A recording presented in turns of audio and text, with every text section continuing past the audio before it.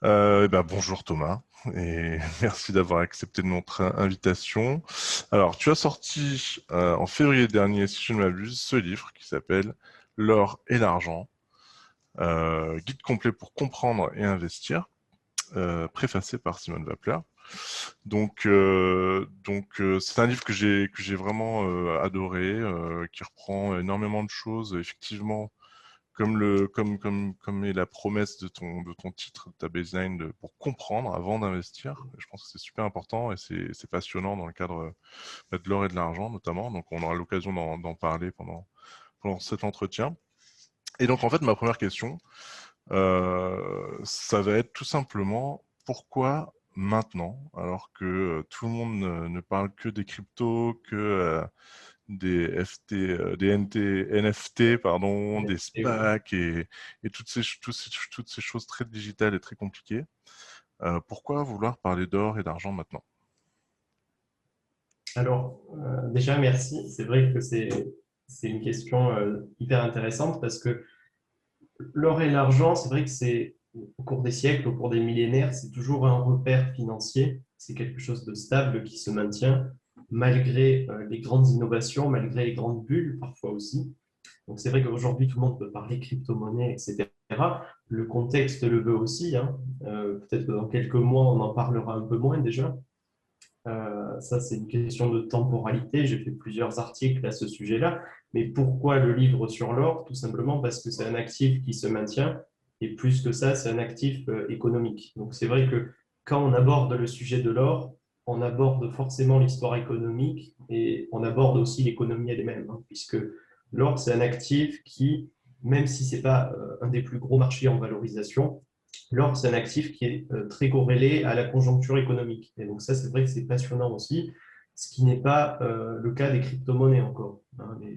On peut mettre en avant de faibles corrélations aujourd'hui, mais ce n'est pas de l'ordre du même ordre que l'or, par exemple. Donc l'or, c'est un actif qui est au cœur de l'économie, qui a de l'histoire, qui a du passé et qui est stable dans le temps et très fiable fondamentalement. Donc ça, c'est vrai que c'est ce qui m'a poussé à justement faire cette investigation, si on peut dire, sur l'or global, donner un point de vue, donner une approche qui peut résumer au mieux l'or et comment on peut le voir dans l'investissement. Mhm.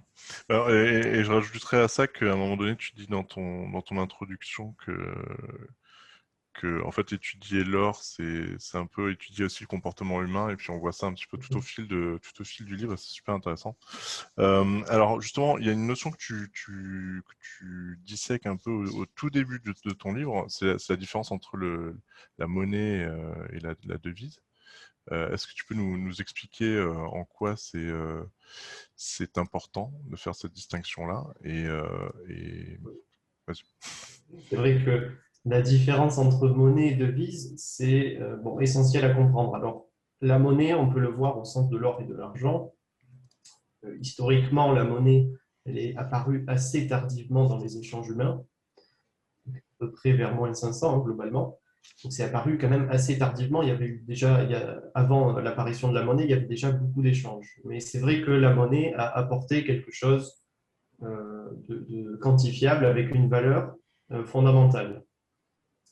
Et donc, chose très intéressante, c'est que la monnaie, souvent au départ, c'est souvent le fait des États, hein, même s'il y a eu des monnaies clandestines, souvent les monnaies qui sont créées par les États, au départ, elles sont créées avec une valeur qui correspond, que ce soit sur la pièce ou sur la valeur en or ou en argent de la pièce, cette valeur, c'est la même, hein, ou en tout cas, elle se rapproche.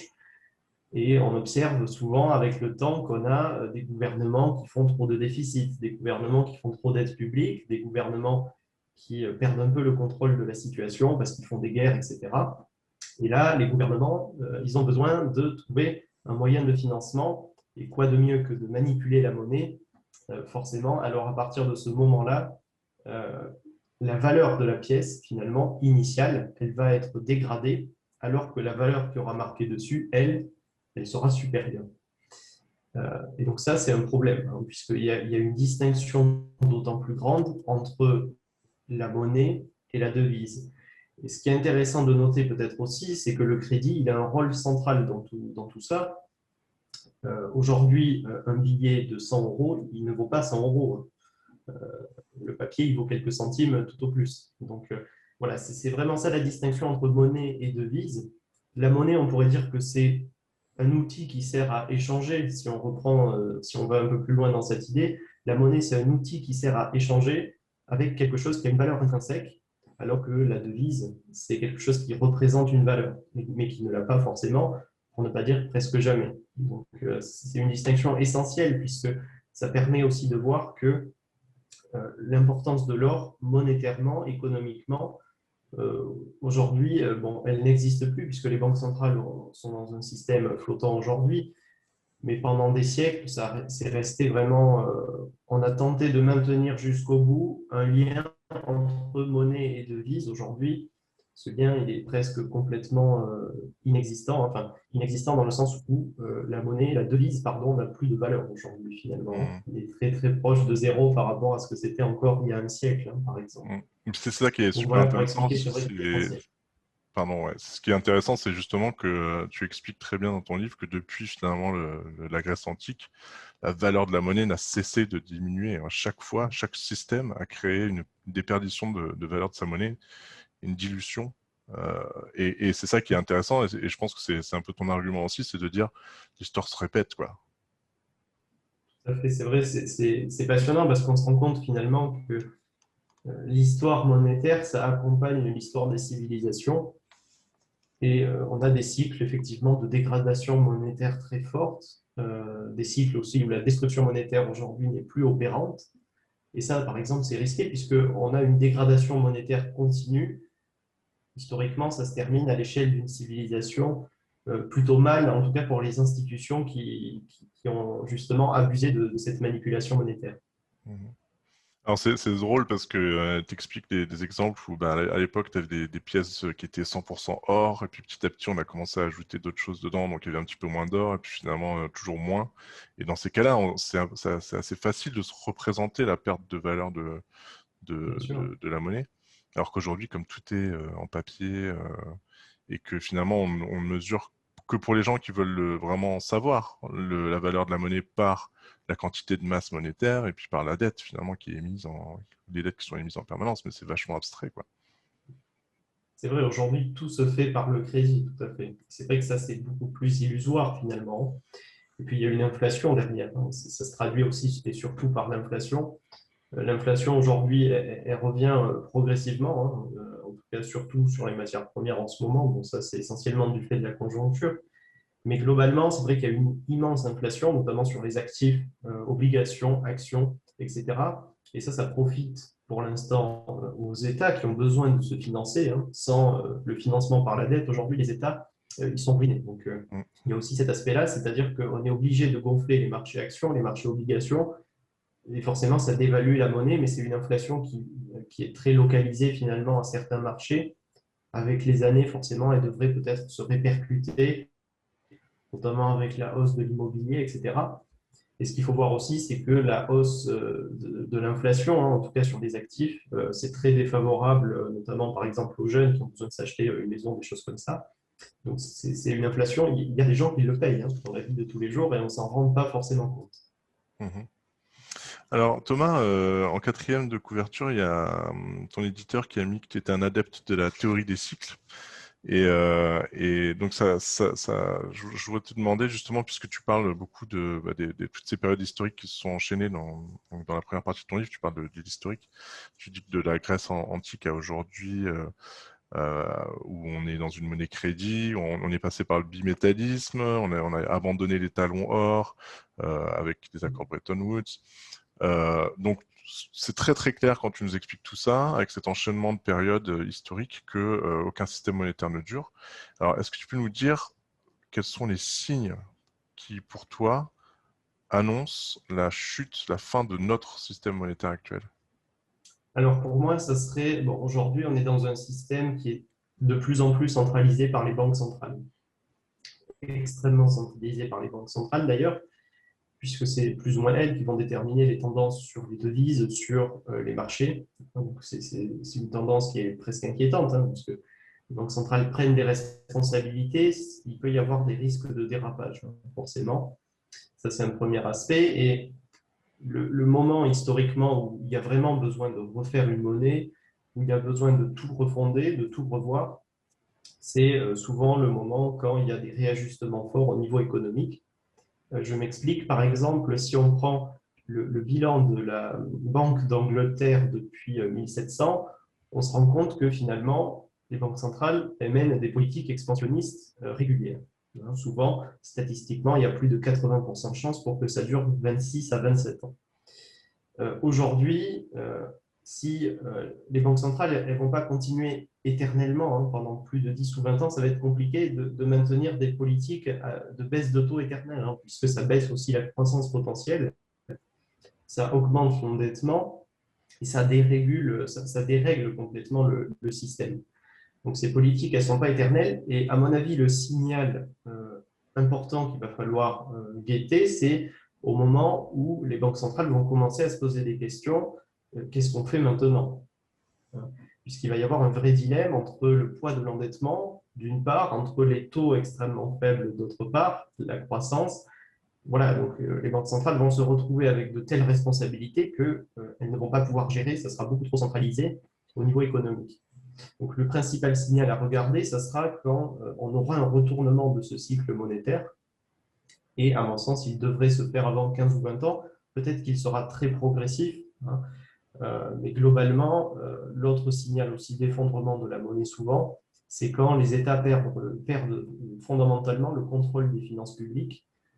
C'est presque le cas aujourd'hui. C'est-à-dire que si on prend le cas de la France, il faudra, si je reprends mes estimations, 12 à 15 ans pour revenir à l'équilibre. D'ici là, il y aura une autre récession, il y aura d'autres déficits exceptionnels. Donc, les États sont vraiment bloqués. Il y a une situation presque de dérapage. Donc, il va falloir faire des grandes réformes monétaires, probablement avant 2 décennies. Est-ce que ça sera progressif? Est-ce que ça sera d'un coup? L'avenir le dira, mais en tout cas, il y a des signaux cycliques assez clairs de long terme. Donc, ça, c'est évident, surtout que globalement, les systèmes monétaires, ils tendent à changer tous les 30 à 40 ans, parfois beaucoup plus, parfois beaucoup moins, mais globalement, on a des cycles de cet ordre-là. D'accord, merci. Alors, ma prochaine question, ça va plus porter sur ta partie sur les fondamentaux. Où en fait alors déjà tu nous expliques un peu le comportement de l'or dans un contexte d'inflation ou de déflation, et tu parles d'un ratio très intéressant, mais peut-être qui est mal connu par nos internautes, qui est le ratio métaux-actions. Et alors, je vais te citer, tu dis l'étude de ce ratio est importante pour comprendre que nous sommes probablement à la veille d'une forte surperformance de l'or, ou inversement, quand le cycle des ratios sera bouclé. Et un peu plus loin, tu dis la réalité pour l'or et l'argent, c'est qu'ils sont sous-valorisés par rapport aux actions. De toute évidence, cela traduit une opportunité d'investissement. Alors, je pense que les gens qui nous écoutent sont peut-être en train de se poser la question, est-ce que c'est intéressant d'investir aujourd'hui dans l'or? Et alors, avec ces ratios, on a quand même un début de réponse. Tout à fait, c'est vrai que les ratios sont très, très utiles. Et d'ailleurs, on le voit ces dernières semaines, par exemple. Les actions se stabilisent et chutent même un peu, tandis que l'or, lui, de son côté, rebondit fortement. Donc, ces ratios, ils sont utiles tout à fait pour comparer. Il y a des grandes périodes historiques, parfois de plusieurs décennies, où on va avoir soit une surperformance des actions, par exemple, soit une surperformance de l'or. Et si on compare le cours de l'or et le cours des actions, par exemple, on a un ratio très intéressant. Et ce ratio, si on le met notamment en échelle logarithme, on voit bien qu'on est sur des niveaux élevés des actions par rapport à l'or. Donc ça voudrait dire quoi? Ça voudrait dire que l'or, s'il se met dans une phase haussière, aura un potentiel plus intéressant dans les prochaines années. Et c'est vrai que si je reprends mes études, c'est assez cohérent parce que aujourd'hui, les marchés actions ils sont nettement haussiers. C'est un mouvement qui, fondamentalement, est de plus en plus difficilement alimenté. On est dans un cycle de survalorisation très fort des actions. Ce cycle, il pourrait se terminer. En tout cas, on devrait avoir des signaux peut-être de correction d'ici quelques années, notamment du fait des mouvements des banques centrales sur les taux directeurs, avant la fin de cette décennie probablement. Je renverrai vers mes écrits. Mais tout ça pour dire quoi? Tout ça pour dire que effectivement, les actions pourraient être amenées à un moment donné à ralentir leur progression, qui est phénoménale sur ces dernières années. Tandis que l'or, lui, pourrait se maintenir, et ne serait-ce que par cet effet-là, gagner en valeur. Donc, on peut comparer l'or avec les actions, on peut comparer l'or avec les autres métaux, avec les matières premières, avec tout un tas de choses. Et ça permet de voir justement dans la gestion d'actifs quel produit serait amené à plus surperformer par rapport aux autres. Donc, c'est vrai que c'est très utile, tout à fait. Ouais, surtout que nous on répète à qui veut l'entendre que la hausse des marchés actuels est justifiée par pas grand-chose, si ce n'est justement les politiques monétaires des banques centrales et que, enfin, il est évident que quand le monde s'est mis un petit peu en pause à cause de la crise sanitaire, la croissance pouvait pas suivre et on sent bien la décorrélation importante entre l'économie réelle et la hausse des marchés actuels. Donc effectivement, et puis bon, là hier, justement, c'est marrant, on a eu une baisse assez importante. On sent que les marchés sont fébriles quand même. C'est pas une hausse, Et oui, c'est pas une il y a hausse. eu une nouvelle phase de stress et c'est vrai que ça s'est ressenti aussi sur les crypto-monnaies. Et ça, étonnamment, l'or, il reste très très fort, il rebondit fortement. Et fondamentalement, on est dans un rebond puissant, alors que les autres actifs sont en train de devenir un peu plus fragiles. Ça, c'est une question de stress financier parce que si on regarde, on se rend compte qu'on est en train de revenir sur des niveaux, sur des supports clés du stress financier et que comme on est encore en situation de crise, le niveau de stress ne peut pas être extrêmement calme finalement. Donc, Mhm. voilà, c'est un rebond plus ou moins normal et c'est vrai que globalement, ça bénéficie à l'or tout à fait et les actions ne sont pas sont dans une situation d'euphorie actuellement. Tout à fait. Alors, toujours bah, pour les gens qui seraient intéressés par l'or en ce moment, donc il rebondit, je suis en train de regarder, là il a 1778 dollars. À un moment donné dans ton livre, tu nous montres un tableau très intéressant qui nous explique en gros sur la base d'une masse monétaire, dont le chiffre date de mai 2020, en cas de rallye extrême, il faut quand même le préciser. Voilà, on a plusieurs scénarios avec des prix qui commencent à 15 000 dollars pour aller jusqu'à 26 000 dollars. Nous, on a un auteur qui travaille aux publications Agora, mais pour le coup États-Unis, qui s'appelle Jim Rickards, qui a anticipé l'or à 10 000 dollars depuis longtemps maintenant. Donc pour moi, ces chiffres sont pas étonnants, mais je pense que pour beaucoup de gens, ça peut vraiment être très étonnant. Ça veut dire quand même un minimum de x5, voire plus sur le cours actuel de l'or. Alors, est-ce que tu veux nous dire un petit peu, toi, tes anticipations, comment tu vois le prix de l'or évoluer et à combien d'années est-ce que tu vois un pic de l'or éventuel? Je sais que t'as pas de boule Bien sûr. de, Oui, mais c'est vrai qu'on peut mais voilà, déjà est-ce qu'on peut essayer de faire des prospections comme ça? Bien sûr, on peut déjà prendre certains signaux fondamentaux. Je vais faire peut-être une analyse chronologique que je peux faire aujourd'hui. Alors, dans un premier temps, c'est vrai que là, ces derniers mois, par exemple, l'or, il a corrigé, notamment parce que les taux réels ont réaugmenté. Les banques centrales ont laissé faire ce mouvement parce que le dollar aurait été trop faible sinon. Donc là, l'or, il est dans un mouvement normal. À mon sens, on aura une deuxième phase de correction haussière des taux réels. Donc, ça veut dire possiblement nouvelle phase corrective sur l'or. Mais les banques centrales, elles ne vont pas pouvoir laisser déraper les taux réels trop haut également. Donc, ça veut dire probablement que d'ici un an, l'or il devrait revenir dans une position à moyen long terme assez favorable. Je pense globalement que sur cette décennie, l'or devrait rester assez fort. Surtout que bon, dans les calendriers actuels de la Banque centrale américaine qui circulent, par exemple, on pourrait avoir une hausse des taux directeurs vers 2024, quelque chose comme ça. Tout ça pour dire quoi? Tout ça pour dire que si on a un sommet des taux directeurs, par exemple, vers 2026, ça, c'est un signal assez clair d'achat et de rallye haussier sur l'or par la suite, et des compagnies minières également. Mais c'est vrai que ça peut être très bénéfique aussi avant la fin de la décennie. Donc, je pense que l'or, il devrait rester assez fort.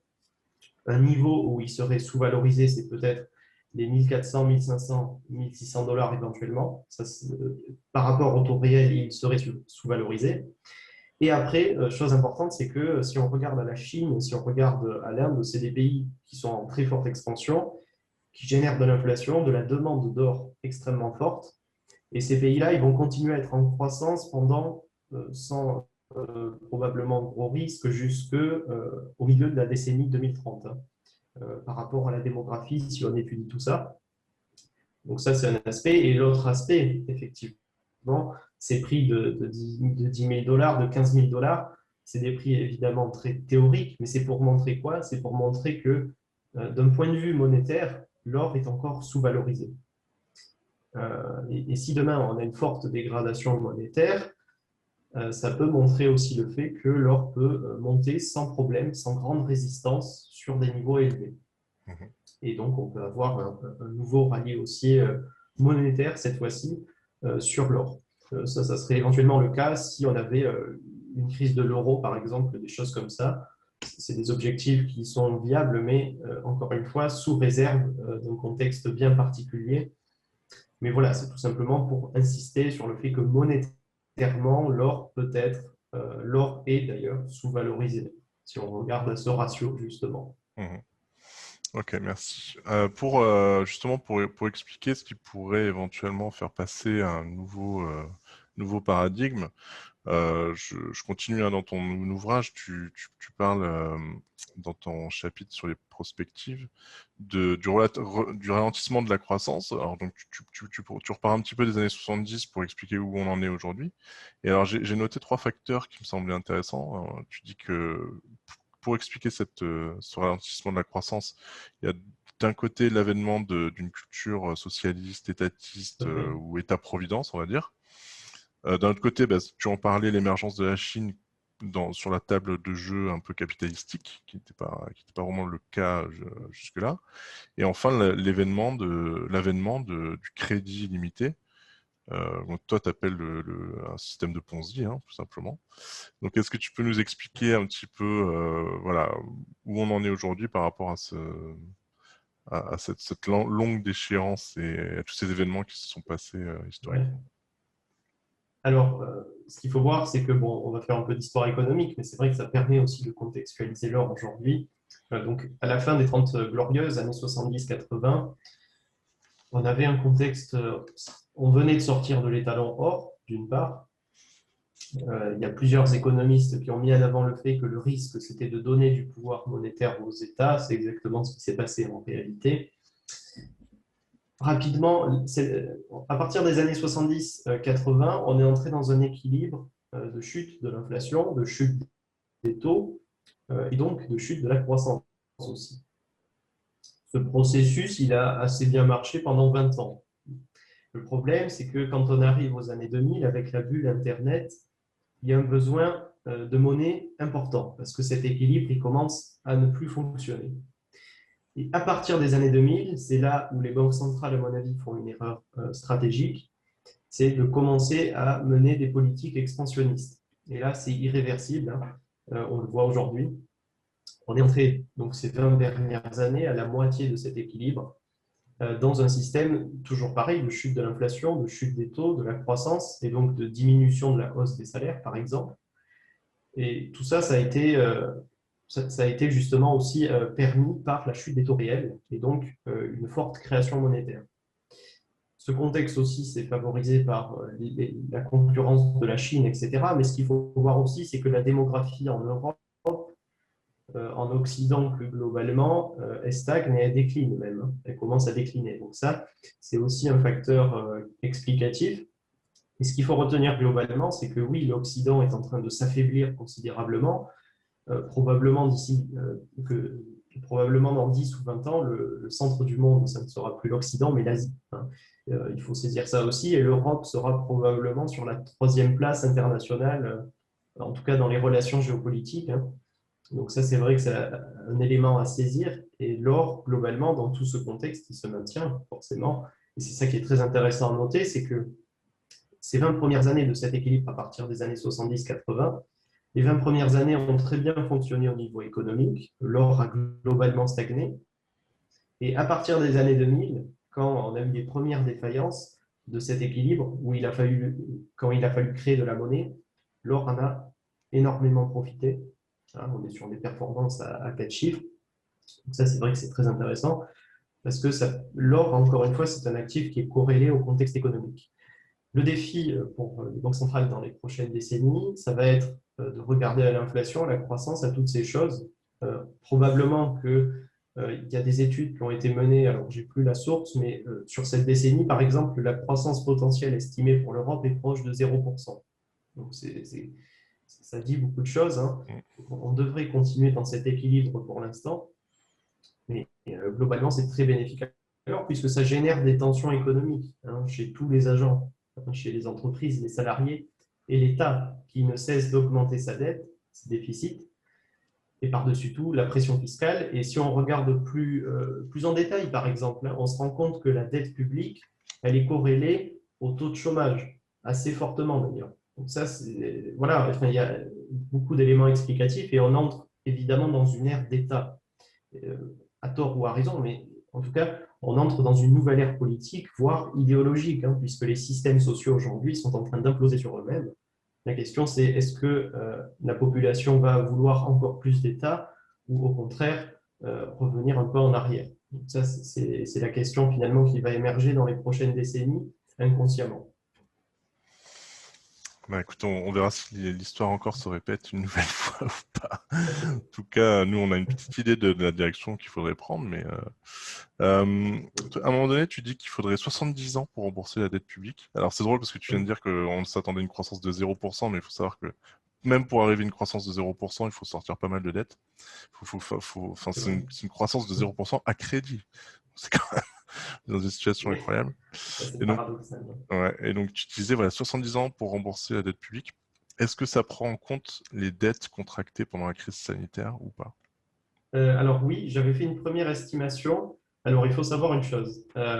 J'ai fait cette estimation, effectivement, c'est un calcul économique que j'ai fait dans plusieurs de mes livres, je ne sais plus si je l'ai repris entièrement dans celui-ci, mais en tout cas, si on a théoriquement, si on a une croissance et une inflation de 2% chaque année, ce qui est déjà exceptionnel,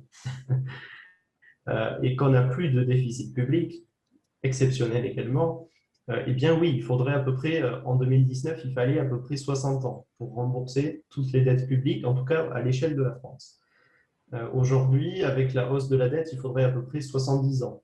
Hein, j'ai augmenté par rapport à la hausse de la dette. Et voilà, c'est sous les conditions qu'il n'y aura pas de crise dans les prochaines décennies, sous la condition qu'il y ait 2% d'inflation et de croissance, ce qui est purement impossible. La conclusion, c'est quoi? C'est que la dette publique ne peut pas être remboursée, tout simplement. Donc, c'est vrai que ça, c'est un aspect intéressant. Et aujourd'hui, on se rend compte que les États, finalement, sont un peu en train de perdre le contrôle de la hausse cette fois-ci. Hein. C'est même plus de la dette publique, c'est de la hausse de la dette publique. Donc, c'est d'autant plus inquiétant. Donc, oui, ça, c'est vrai que c'est un aspect intéressant. Il faudra plusieurs décennies et on ne se rend pas forcément compte, mais la dette publique, ça termine généralement pas très bien dans l'histoire, hein, puisque c'est une promesse de ponction de la nation à un moment donné ou à un autre, tout simplement. C'est de l'impôt différé. Tout à fait. C'est de l'impôt différé. Et plus que ça, on pourrait même dire du chômage différé. Hein. Mm. Puissance de l'État chronique, enfin, chroniquement mauvaise dans le temps aussi, hein, puisque ça oblige les États à réduire des dépenses de santé. Et paradoxalement, on se retrouve après, par exemple, à chercher des lits d'hôpitaux. Donc, c'est vrai que les États cherchent à réduire partout les dépenses. Aujourd'hui, à augmenter les impôts. Aux États-Unis, Joe Biden a recommencé à monter les impôts. On devrait avoir le même mouvement en Europe prochainement. Le problème, c'est qu'on est sur déjà des taux extrêmement élevés en Europe. Hein. Mm. Euh, la France, les dépenses publiques, elles avoisinent presque les 2 tiers du PIB. Bon, imaginer autant de recettes publiques pour être à l'équilibre, c'est difficile. Hein. Mm. C'est facile d'augmenter les dépenses publiques, c'est difficile de les réduire historiquement, et on comprend les États là-dessus. Mm. Ouais, ben, c'est super intéressant. Après, vraiment, l'inconnu, j'ai l'impression, c'est quel est le déclencheur de la fin du système, quoi. Qu'est-ce qui peut provoquer le shift, si ce n'est ou bien sur les marchés une crise obligataire, je crois que tu mentionnes ça Bien comme sûr. un élément potentiel, ou bien, comme certains l'imaginent, une crise sociale, hein. Du fait peut-être justement d'une Aussi. vague de chômage massif, ça peut être deux scénarios envisageables. Qu'est-ce que tu en penses, toi? Alors, c'est vrai que le premier aspect, ça serait un choc inflationniste. Souvent, il y a de l'inflation quand les gens perdent confiance dans l'État ou alors quand il y a une pénurie de matières premières. C'est un contexte qui est déjà plus ou moins favorable. Et effectivement, le risque, c'est celui des tensions sociales, hein. Puisque si aujourd'hui on a autant de manifestations, autant d'instabilité politique, en tout cas par rapport à ce que c'était il y a 20 ans, par exemple, c'est tout simplement parce que l'équilibre économique n'arrive pas à mettre en accord tous les agents. Il y a de plus en plus de tensions, le système se centralise aux États, met sous tension les salariés, les entreprises, etc. Et forcément, on retrouve ça dans la rue. Et assez ironiquement, je pense, en France, on a un pays qui est presque coupé en deux entre ceux qui dépendent des dépenses publiques et ceux qui alimentent l'État. Donc, d'un côté, on a ceux qui disent réduisez les impôts et de l'autre, ceux qui disent augmenter les dépenses. Donc, forcément, à un moment donné, ça termine mal. Donc, ça, c'est un aspect, effectivement, c'est l'équilibre actuel pourrait se terminer forcément politiquement. Ça, c'est une première chose, mais ça se fera dans le temps, hein, peut-être plusieurs décennies. Et l'autre aspect, effectivement, ça serait par exemple une crise obligataire, une rupture de liquidité ou même des guerres, pourquoi pas. En tout cas, encore une fois, je parle à très long terme. Mais c'est vrai qu'une crise obligataire, ça serait aussi une très grande menace, hein. Le marché obligataire, c'est le deuxième marché en termes de valorisation après l'immobilier. Donc forcément, en réalité, aujourd'hui, c'est l'obligataire qui dirige tous les marchés. Donc si l'obligataire venait à entrer en défaillance, ça pourrait être un très mauvais signe pour l'équilibre global, hein. Est-ce que tu peux réexpliquer pour les gens qui maîtrisent un petit peu moins en quoi l'obligataire est si important dans l'équilibre du système monétaire? Alors, l'obligataire, tout simplement, c'est la manière dont se financent les États aujourd'hui. Ils émettent des dettes, des obligations qu'on appelle. Et c'est vrai que toutes les dettes accumulées de l'État, c'est des obligations publiques. On a aussi des dettes d'entreprise qui sont des obligations privées. Mais tout ce marché obligataire, finalement, pendant des années, pendant des décennies, toutes ces dernières décennies, toutes ces dettes, elles se sont accumulées. Et aujourd'hui, il y a des risques d'insolvabilité. D'ailleurs, on s'aperçoit, si on fait une étude un peu longue, qu'on a des crises de liquidité à répétition. Et ces crises de liquidité à répétition, ça veut dire quoi? Impossibilité de rembourser les dettes, hein, et donc risque de crise du marché obligataire. Si aujourd'hui les banques centrales elles sont autant expansionnistes sur leur politique, c'est tout simplement parce qu'il faut à tout prix empêcher que l'obligataire se retourne. Euh, un marché obligataire qui décline, ça veut dire des taux qui augmentent, des taux obligataires qui augmentent. Donc les taux obligataires, c'est très important parce que ça mesure les dettes publiques et privées. Et aujourd'hui, la dette, on est en situation de surendettement, puisqu'on a des déficits chroniques structurels. Et donc cette situation, si le marché obligataire venait à se retourner, par exemple, ça voudrait dire qu'on aurait systématiquement une rupture de financement. Ça, c'est très grave puisque ça peut conduire à un effet de chaîne très rapide. Sans que nécessairement, on peut continuer à créer de la monnaie, mais si les liquidités manquent, y a cet enjeu-là. Puisque ce qu'on observe, c'est que même si on crée de la monnaie, il y a des risques de rupture de liquidité. On en arrive à ce point-là aujourd'hui.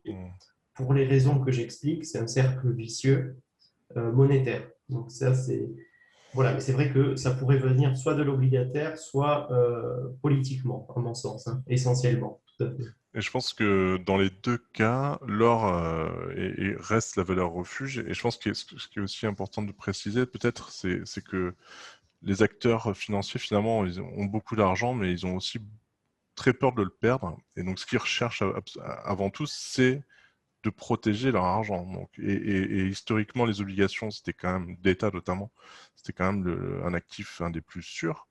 Et c'est pour ça aussi que les États ont tellement d'obligations, parce que jusqu'à présent, c'était Bien relativement sûr. sûr. Et c'est justement ça qui est en train de changer. Donc, s'il y a un basculement à ce niveau-là, qu'est-ce qui reste pour se protéger et pour mettre son argent? L'or et l'argent. Voilà. Ok, bah écoute, j'avais une dernière question au niveau de ton chapitre qui s'intitule La réalité mondiale portera l'or, justement. Et en fait, ce qui m'a interrogé, c'est que tu avais des dates extrêmement précises en fait, tu as regardé dans différents pays beaucoup plus importants que le nôtre, quels seraient les pics d'activité, et tu en déduis eh ben, une appétence sans doute accrue pour l'or dans ces pics, dans ces périodes-là. Alors, est-ce que tu peux nous expliquer comment t'as arrivé? Alors, j'ai noté Chine 2032-2034, par exemple, Inde 2027, Afrique 2035. Je trouvais ça extrêmement intriguant et je voulais t'interroger là-dessus pour savoir Alors, quelle est la réflexion tout à derrière fait. ces dates-là. C'est vrai que j'ai pas plus développé que ça, mais ça renvoie aux études de Harry Dent aux États-Unis, notamment sur l'influence de la démographie sur l'économie. Donc, c'est-à-dire que quand on a une grande vague démographique, ça veut dire de grands pics économiques à certaines périodes. Ça, c'est le premier point. Et c'est vrai qu'en Chine, on a eu un effondrement de la natalité dans les années 80. Donc, si on reporte, c'est des périodes de 45 ans à peu près. Hein, ça correspond effectivement autour des années milieu de la décennie 2030, etc. Comme la Chine, tous ces grands pays, ce sont des pays extrêmement demandeurs en or. Forcément, s'il y a de la croissance, parce qu'il y a une hausse de la démographie, ça voudra dire une hausse de l'inflation, une hausse de tous ces facteurs-là qui sont très favorables à l'or. Ça, c'est un premier aspect. Et donc, ça permet à long terme de déduire certaines dates. Et plus que ça, on peut également appliquer des cycles de beaucoup plus long terme qui restent cohérents avec cette analyse démographique. Tout ça pour dire qu'on arrive dans une période où la Chine, aujourd'hui, elle entre dans la première puissance économique, finalement. Et ça devrait plus tarder maintenant. Et c'est vrai qu'on va avoir ce déplacement de l'influence mondiale économique vers l'Asie. Et ça va être très bénéfique alors dans un premier temps, je pense. Ensuite, on aura probablement une phase de transition parce que l'Occident, au même moment, va toucher aussi un pic beaucoup plus important au niveau démographique, au niveau économique. Et ensuite, on aura forcément, avec le dynamisme de l'Asie, un dynamisme probablement des pays, par exemple, africains, et ça se retrouve également dans la démographie. Donc voilà, on a une synchronisation mondiale et si à ça, on ajoute le fait que la population mondiale devrait toucher un pic dans les estimations actuelles vers 2060 à peu près, hein, ça voudrait dire justement que l'or pourrait bénéficier effectivement de phases d'expansion dans les prochaines décennies globalement. Et on a ces pics intéressants entre-temps. Ouais, ok. C'est vachement encourageant, on va dire. Alors après, j'imagine qu'il y a différentes stratégies, puisque comme on est sur le temps long, il va y avoir des périodes de hausse et des périodes de correction, Bien etc. sûr, bien Euh, sûr. C'est pas linéaire, tout à fait. mhm. En tout cas, pour les gens qui veulent investir dans ton livre, ils peuvent le faire. Dans l'or et l'argent C'est aussi. pas une valeur refuge encore. Ils trouveront toutes les informations, notamment dans le dernier chapitre que je ne vais pas dévoiler ici parce que ce sont plus des Bien sûr. questions plus concrètes sur voilà, est-ce que vous voulez investir dans l'or papier ou dans l'or physique ou l'argent également, où trouver des bureaux de change, quel site contacter. Je vois que tu as cité la chronique Agora, on t'en remercie infiniment. Avec plaisir. Voilà, donc vous trouverez tout ça dans cet ouvrage qui est sorti en février aux éditions JDH, collection Les Pros de l'écho. Et vous le trouverez donc encore le mieux. Moi, je l'ai trouvé sur le site de l'éditeur et je pense qu'il est un peu dans toutes les bonnes librairies, comme on disait à l'époque, mais Bien sûr, j'imagine sur sur Amazon. toutes les plateformes. Voilà. Est-ce que j'ai omis des choses que tu aimerais aborder? On a encore un peu de temps. N'hésite pas s'il y a quelque chose qui te... Pas particulièrement. Non, ça a été un bon aperçu global. D'accord. On peut te retrouver sur ton site internet? Aussi, oui, andriothomas.com, tout à fait. Et voilà, super, oui, tout à fait, c'est ça. Ouais, on suivra. Pour ceux qui veulent investir dans l'or et l'argent, de toute façon, on peut suivre les chroniques de Thomas sur son site et on aura des informations updatées, mises à jour régulièrement. Et donc, juste le mot de la fin, c'est est-ce que c'est le bon moment d'investir maintenant? Alors, à mon sens, là, on est dans une phase de rebond qui est fondamentalement forte, puisqu'on a un retour de la demande d'investissement et en partie de bijouterie. On a aussi une stabilisation des taux, donc ça, c'est forcément c'est extrêmement favorable. Autre chose, encore une fois, comme je disais, il y aura une autre phase corrective, probablement avant la fin d'année. Mais globalement, c'est vrai que ça reste très intéressant parce que les taux réels ne pourront pas augmenter significativement. Donc, ça veut dire que l'or devra rester fort.